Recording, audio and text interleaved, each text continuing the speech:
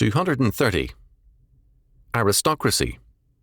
Position paper number 124, August 1990.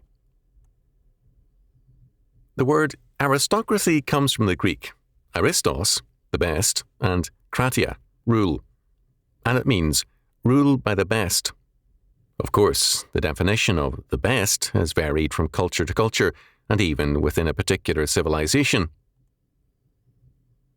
Socrates and Plato, with an aristocracy of philosopher kings, were at odds with other Athenians. In some societies, the aristocracy has been limited to the king, his family and friends. No hereditary titles of nobility existed in such realms. Titles and positions were totally dependent on the king's will. A hereditary aristocracy of noblemen developed out of feudalism. The local lord provided security against enemies and protected the peasants. His price for such protection was sometimes, though by no means always, a high one.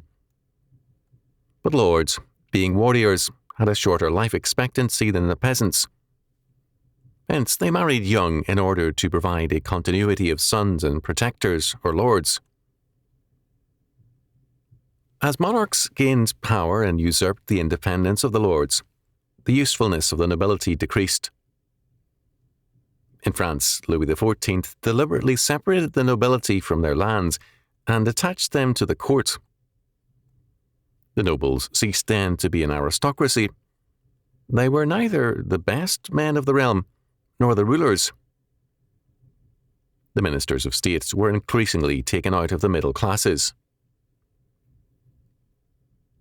In England, with the 18th century, the aristocracy came to be the country gentleman.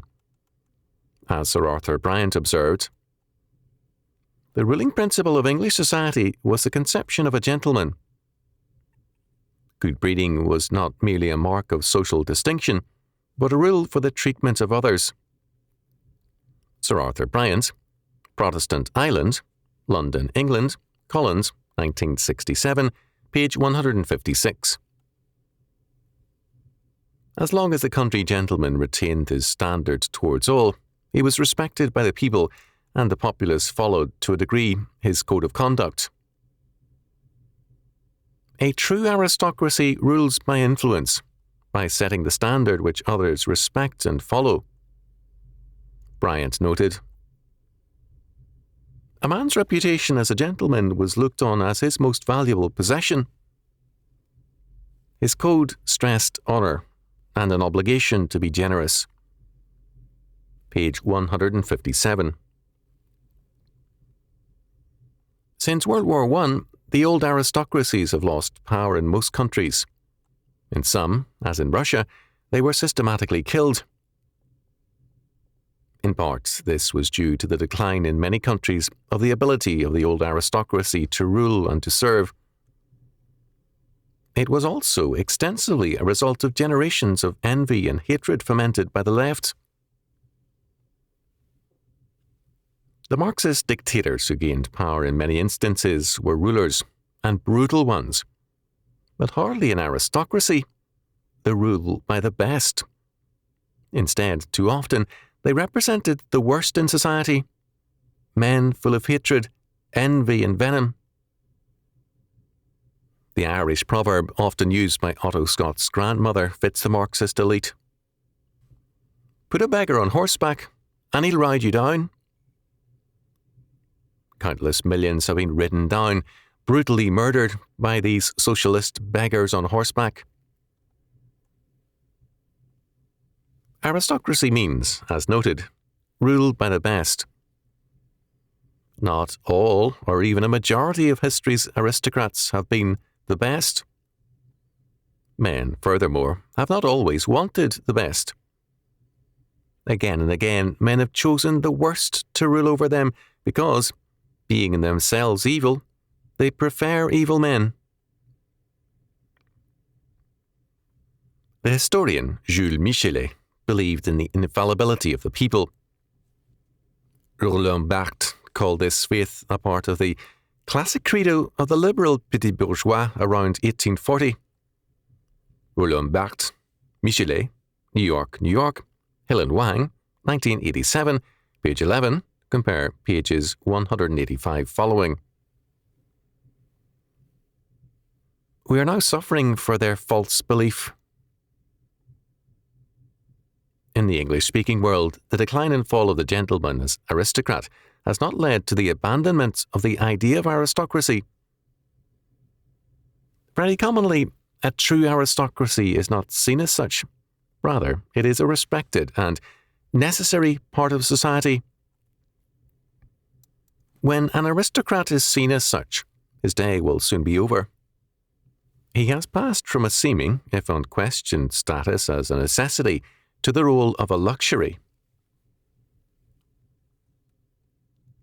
In terms of their power and role in contemporary life, the aristocrats of our time are such people as film and television, quote, stars, end quote, sports, quote, heroes, end quote, rock musicians, and the like.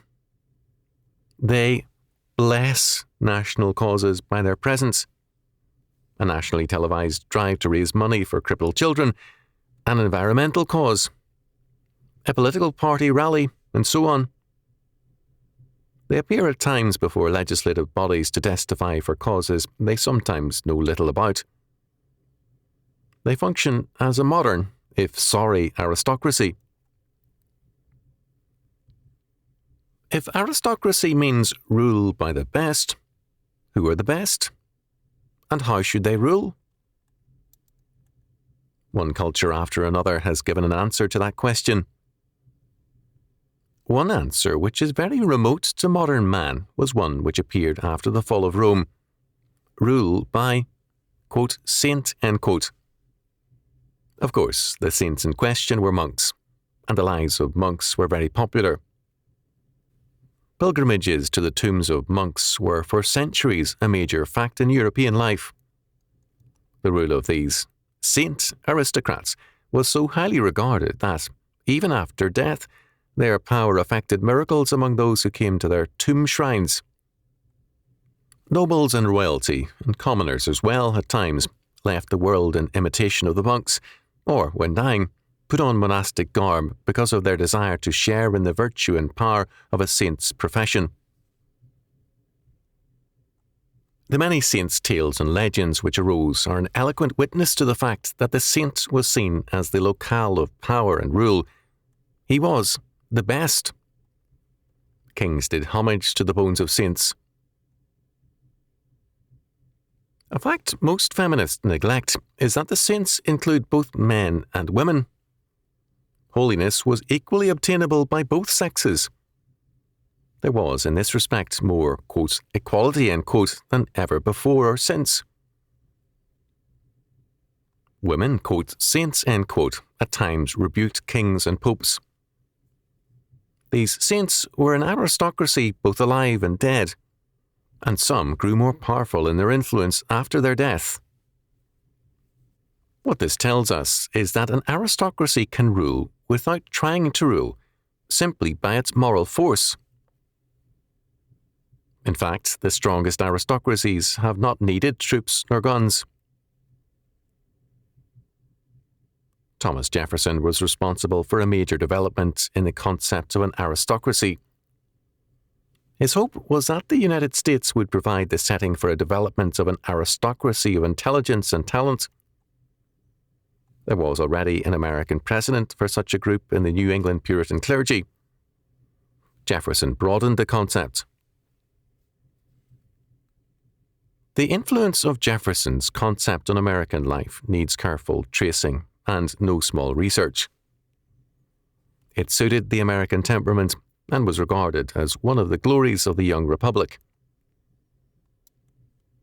Jefferson's dream became a nightmare when those who were to be his aristocracy came to be, in a century, a clerisy, a literati, an insolent and self-isolating group which despised all others. Artists and poets began to produce for themselves. No one else was worth speaking to. Intellectuals and professors began to regard the people as stupid brutes, and H.L. Mencken's cynicism was greeted by great delight. Apart from themselves, the world was made up of boobs. Such a contempt towards others usually marks the decline and fall of an aristocracy. It renounces leadership and influence in favour of a repressive contempt. It ceases to be an aristocracy, ruled by the best, to become the worst in a society. As its contempt for the people increases, its influence wanes. What Jefferson rightly wanted was a natural aristocracy, that is, not one created by birth or wealth, but by ability and social utility. We can amend his idea to say that we have a rule by the best when such men serve God and man most faithfully, when, in terms of God's law word, they serve the cause of God's grace and justice best. The Renaissance strands of thinking which came into sharp focus in the thinking of Machiavelli have long given us the modern concept of an aristocrat, a leader who is opportunistic, amoral, ambitious, and a wielder of power. The 20th century especially has been an era of Machiavellian, quote, aristocrats, end quote, in the persons of dictators, presidents, and political leaders great and small. Their day is now waning. When I was a child, I am now 74, no one spoke disrespectfully of persons in authority without outraging people. An incident remembered and spoken of for years occurred in 1917, when a man in town spoke with angry contempt and disrespect for President Woodrow Wilson for taking the United States into World War I.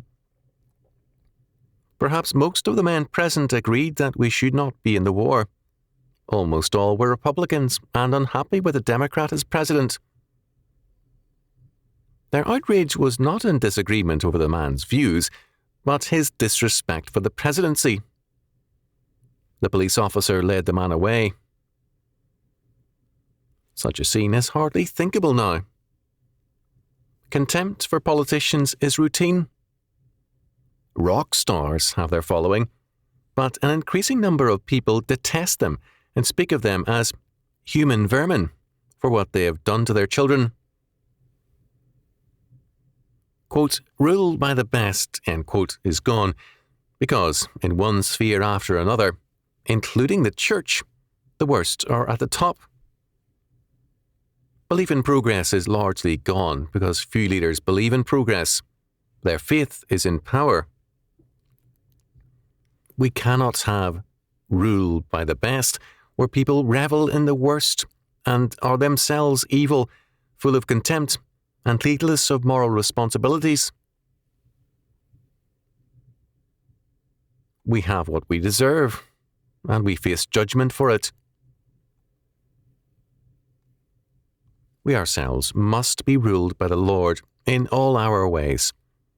We must be a people under His authority before we can exercise the freedom of responsibility and rule ourselves and our particular sphere. We need to pray with Isaiah. O Lord our God, other lords beside Thee have had dominion over us, but by Thee only will we make mention of Thy name. Or we will now acknowledge only Thy name and authority. Isaiah chapter 26, verse 13. Until then, we will get more of the same. Rule by the worst